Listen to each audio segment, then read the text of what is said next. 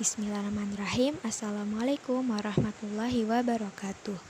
Perkenalkan, saya Raihan Diva Devriandari dari Prodi Ekonomi Islam, Fakultas Ekonomi dan Bisnis Universitas Tanjung Pura, Pontianak. Pada kesempatan kali ini, saya akan mempresentasikan tentang sejarah pemikiran ekonomi Islam masa Islam klasik Abu Ubaid. Nah, sebelum masuk ke pemikiran ekonominya, kita bahas dulu yuk siapa sih Abu Ubaid itu. Nah, Abu Ubaid ini bernama lengkap Al-Qasim bin Salam bin Miskin bin Zaid Al-Hawari Al-Azadi Al-Baghdadi. Nah, beliau lahir pada tahun 150 Hijriah, namun ada juga yang mengatakan pada tahun 154 Hijriah di kota Harrah, Khurasan, sebelah barat laut Afghanistan. Beliau wafat pada tahun 224 Hijriah di kota Mekah. Beliau ini adalah seorang ahli hadis dan ahli fikih yang terkemuka pada masanya. Semasa hidupnya, beliau ini rajin dalam menuntut ilmu. Beliau merantau ke beberapa kota seperti Kafah, Basroh, Baghdad yang pada saat itu menjadi pusat ilmu pengetahuan.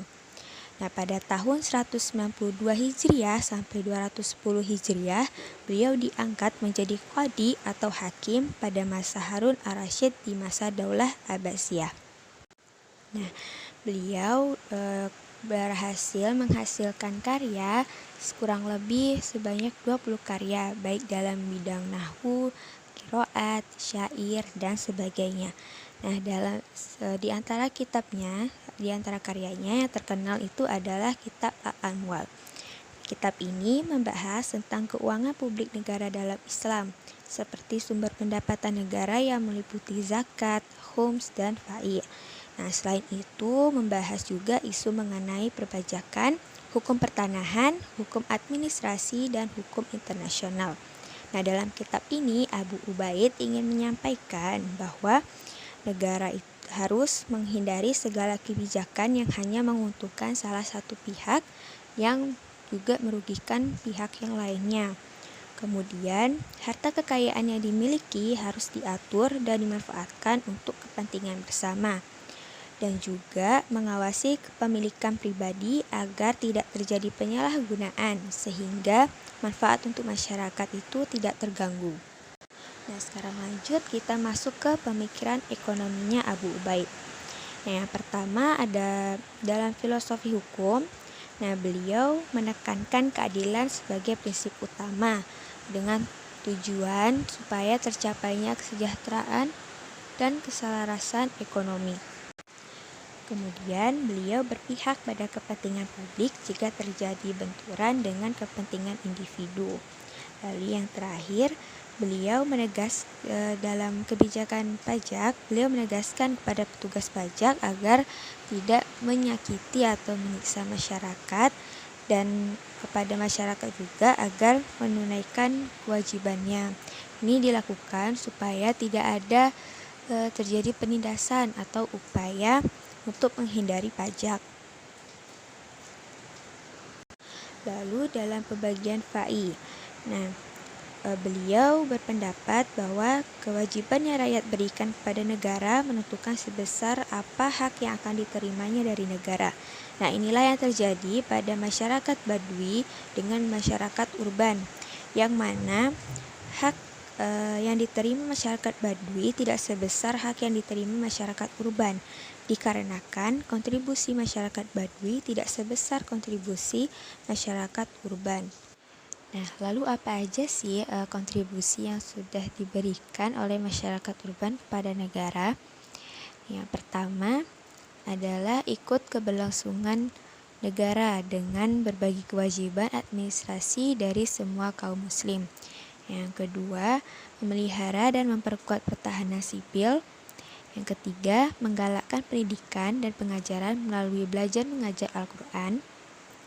Kemudian memberikan kontribusi terhadap keselarasan sosial dan memberikan contoh universalisme dengan sholat berjamaah. Lalu selanjutnya adalah dalam hak kepemilikan, beliau mengakui adanya kepemilikan pribadi dan kepemilikan publik. Beliau juga memberlakukan iqta dan hima. Nah, iqta di sini adalah tanah yang diberikan negara kepada masyarakat untuk diproduktifkan atau dimanfaatkan. Nah, untuk hima itu adalah padang rumput yang digunakan untuk pengembala. Nah, ini ada ketentuan bahwa jika tanah yang diberikan itu tidak dimanfaatkan atau tidak diproduktifkan selama 3 tahun berturut-turut, maka tanah tersebut akan diambil kembali oleh negara dan dimanfaatkan untuk kepentingan umum. Lalu selanjutnya, untuk distribusi zakat ini berdasarkan kebutuhan. Nah, beliau menentang distribusi zakat yang merata kepada penerima zakat. Beliau memegang prinsip bahwa mendistribusikan kepada setiap orang menurut kebutuhannya masing-masing. Karena baginya yang terpenting itu adalah terpenuhinya kebutuhan-kebutuhan dasar dan bagaimana cara menyelamatkan orang itu dari kelaparan. Dan kemudian dalam menentukan status sosial masyarakatnya, beliau ini membagi menjadi 3, yaitu kalangan kaya, yaitu yang terkena wajib zakat dan bukan penerima zakat. Lalu kalangan menengah, dia bukan wajib zakat namun juga bukan penerima, dan kalangan penerima zakat.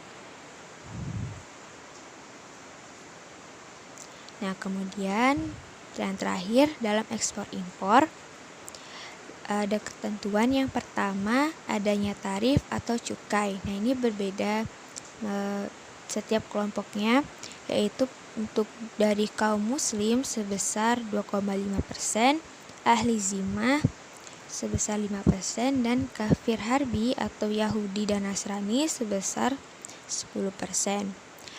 Lalu yang kedua, tarif cukai makanan produk lebih murah. Ini diberlakukan dengan tujuan supaya makanan pokok itu banyak berdatangan ke kota Madinah yang saat itu menjadi pusat pemerintahan. Lalu yang terakhir, ada batasan tertentu dalam pengenaan cukai. Jadi Abu Ubaid menentukan sebesar 100 dirham sebagai batas terendah untuk barang impor ahli zimah atau kafir harbi. Jadi selebihnya dari 100 dirham itu dikenakan cukai.